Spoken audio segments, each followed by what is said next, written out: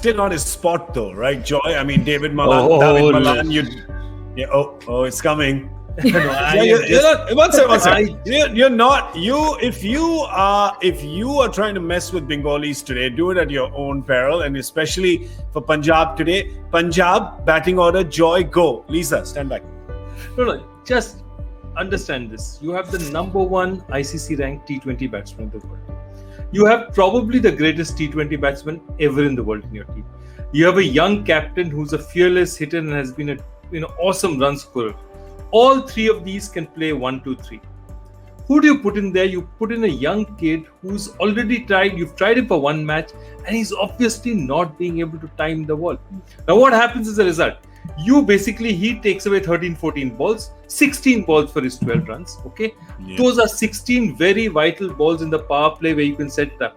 If Gayle has 7, 8 balls to set himself up, he can be a completely different player. Malan comes in there, the bowlers are settled.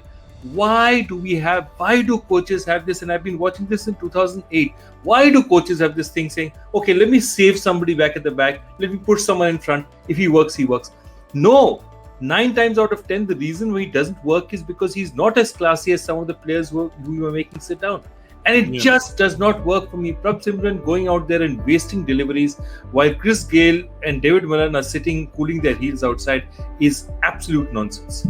Well, just to add to that, I've got the stats here of where David Malan has batted. And when he opens, there's 99 innings, close to 3,000 runs, 317 50s, strike rate of 132. And then it drops down. At number 4, he's striking it at 125, average of 31, only 2 half centuries.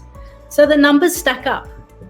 This is and I just want to confirm, these are not secret statistics, right? These are publicly available, right? These are just checking. Yeah. They are. So they're there for everyone to see. Yeah.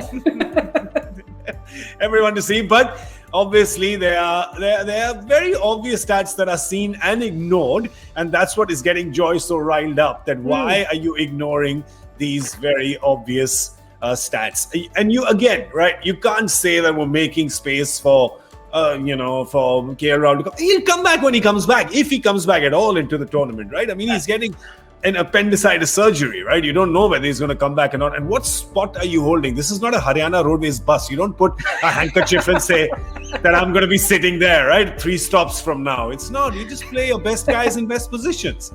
I don't get it. A, that. B, is that if Prabhsimran is looking like the way he did, you have Mandeep Singh on the bench, you have Sarfraz Khan on the bench. You can easily promote these guys and play a guy low up down. Because Prabhsimran is not looking the part. It's not about getting out. You can get out.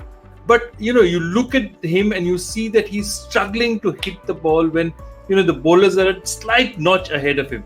And that you can make out that he's out of his depth. He's trying very hard. Look, it's not easy to play in the IPL. This is the, most difficult cricket tournament in the world to play. But by putting him in that position where he's not capable enough of coping, you're just giving him more trouble. That's all I want to say. Yeah, Joy, just one question I wanted to ask Joy. Given the fact that is the IPL and franchises, are they just thinking solely about winning this tournament? Or do they still have an eye to future tournaments? So someone like Singh, they go, he's our future, let's give him some opportunities? Or is it, let's win today?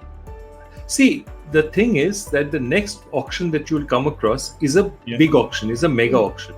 Now, even in a mega auction, you can actually retain only about 5-6 players. Okay. So if you are today Punjab, you look at that lineup, you'd say Prabhsimran is perhaps not the first name that would come to mind if you're retaining 5 players. So it's not even that he's an investment for the future. You know what I mean? Because the likelihood of you're just as likely to retain him as anyone else. If this was the first year of a 3-year run, then I would say that okay, they're trying him out, they're 2 more years, this guy's maturing. This is the last season.